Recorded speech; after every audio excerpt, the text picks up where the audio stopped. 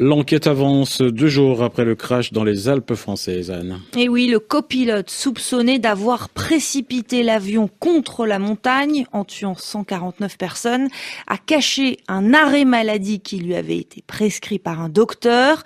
Une information communiquée par la justice allemande. Plusieurs compagnies aériennes ont par ailleurs décidé d'imposer la présence de 2 personnes dans la cabine de pilotage, car on sait aujourd'hui que le jeune copilote a empêché l'accès à son collègue Agnieszka Kumor. La présence de 2 membres de l'équipage dans le cockpit sera désormais exigée tout au long du vol.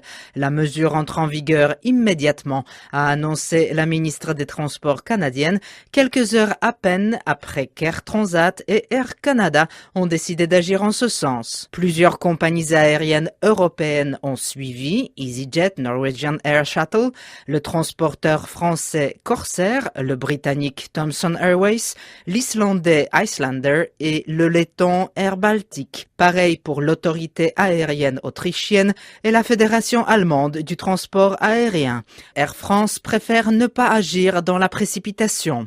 Ces nouvelles mesures n'ont pas été jusqu'à présent imposées par l'autorité européenne de sécurité aérienne.